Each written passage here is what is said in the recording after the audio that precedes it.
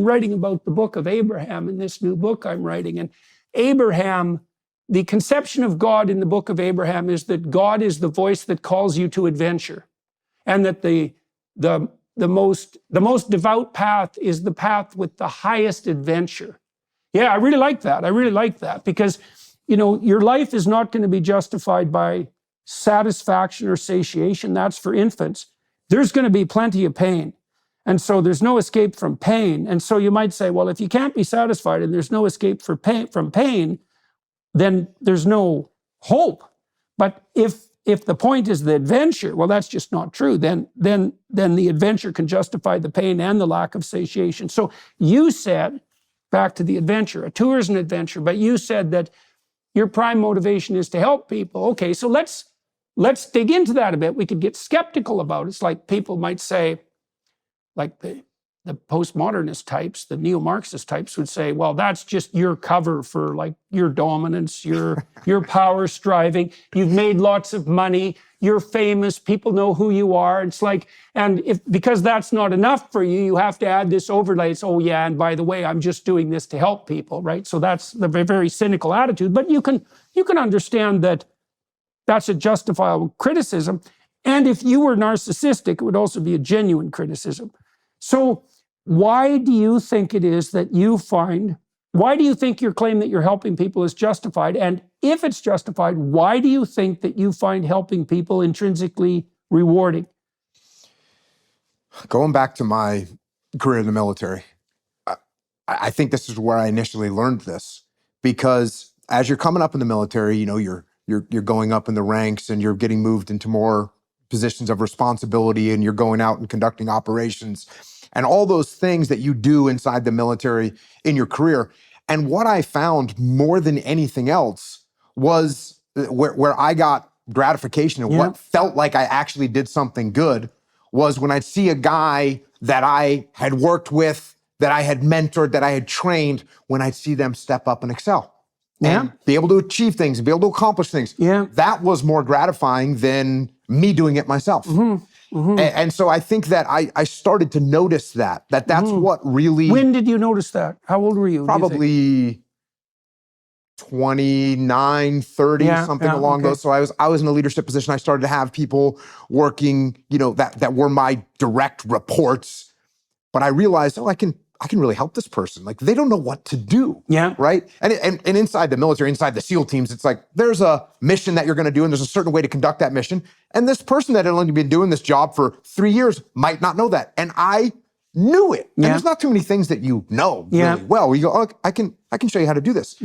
And instead of just saying, hey, I'm better than you, I'm smarter than you, I can show you how to do this, you can follow my lead. Instead of having that attitude, it's an attitude of like, hey, you're going to be just as capable as I am. At some point, I can help you along the way. More even. Yeah, that's the goal, is to make them more capable. And this is something that comes from jiu-jitsu as well. In jiu-jitsu, if you and I train jiu-jitsu and we've both been training the same amount of time, sure, it'll come down to like who's bigger and stronger. But I realized, hey, there's always someone has been training longer than me, and they're going to be able to beat me.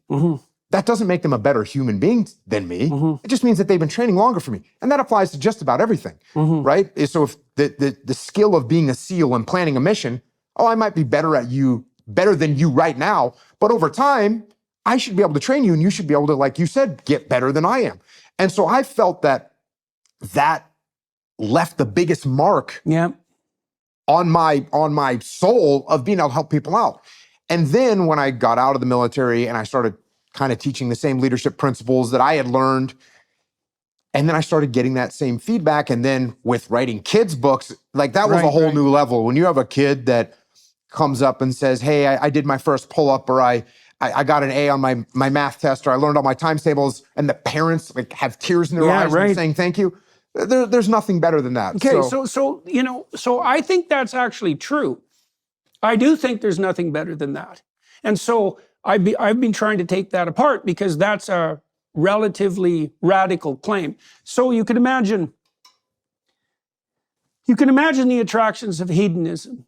And so everybody has their base desires, and I would say base for a variety of reasons. They're, lust, anger, those are good examples. They want what they want right bloody well now. And there's some gratification to be had in obtaining that.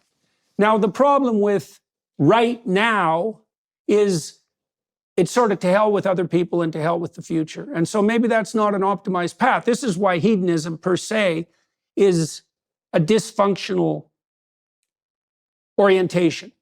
It reduces everything to the moment, and then it reduces everything to the whim inside the individual. So there's no future, there's no time, and there's no other people.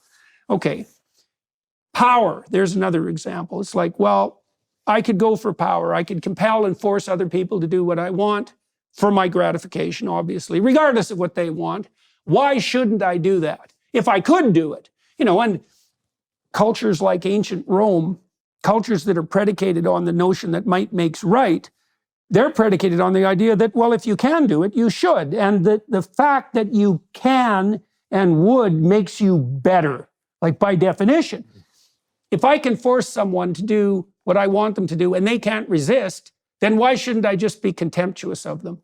And I think the answer to that is, well, it backfires. It's like you can enforce your will on people for a while, but even among chimpanzees, the probability that the moment you turn your back or show any weakness that you're going to get torn into pieces is extremely high. So hedonism, power, those are sort of alternative motivational states. Well, this one, this pleasure in helping other people develop, I'd think, well, why shouldn't we think that that's just your cover story? And I think the reason for that is, well, here's one reason. Human beings are pair bonding creatures, and our children are dependent longer than the offspring of any organisms. So there's two pathways to reproduction. There's two patterns of natural world reproduction. There's the mosquito pathway. These have technical names. I can't remember. One is K. I can't remember the technical names. Mosquitoes on the one end, human beings on the other. So the mosquito strategy is 1 million offspring, and if 999,000 of them die, as long as one survives or two, you've done your job. No investment past sex, right? And there are human beings who have that strategy as well. No investment past sex, right? The alternative is immense investment, maybe multi-generational investment. That's parenting, grandparenting, great-grandparenting, maybe the establishment of a pattern that even works beyond that. Human beings have staked their existence on the high investment reproductive strategy. And so to the degree that we're biologically prepared to be fathers, there's an instinct for mentoring. And I think that what you're describing is the broader scale manifestation of exactly that. Now, you tied these things together. You said you discovered when you were young that helping other people develop was a great intrinsic pleasure. And you said maybe the most rewarding of the intrinsic pleasures. And I really do believe that's true. It's quite stunning to realize that. My graduate supervisor was a very great guy. He's still alive, Robert Peel. And Bob was a really good professor, and he got a lot of joy from lecturing. He was a really good researcher, a good administrator. Like, Bob had it all going. And still, the thing he felt that he took most pleasure in across the entire expanse of his career was helping his graduate students in particular develop their careers. He was very generous at that. And of course, it paid back to him immensely, because it turns out if you share ideas, you generate more ideas because the ideas get rewarded. And if you help other people develop their career, they tend to, it reflects very positively on you. There's a saying in the SEAL teams, if you take care of your gear will take care of you. Meaning, if you take care of your parachute and you prepare it and you pack it correctly, when you pull your ripcord, it will open. Yeah. Or your dive gear, when you're underwater, if you prepared it and you've maintained it correctly, you can breathe underwater, which are really and you don't things. die. And you don't die. Yeah. Starting a business can be tough, especially knowing how to run your online storefront. Thanks to Shopify, it's easier than ever. Shopify is the global commerce platform that helps you sell at every stage of your business. From the launch your online shop stage all the way to the did we just hit 1 million orders stage, Shopify's there to help you grow. Our marketing team uses Shopify every day to sell our merchandise, and we love how easy it is to add more items, ship products, and track conversions. Shopify helps you turn browsers into buyers with the internet's best converting checkout, up to 36% better compared to other leading commerce platforms. No matter how big you want to grow, Shopify gives you everything you need to take control and take your business to the next level.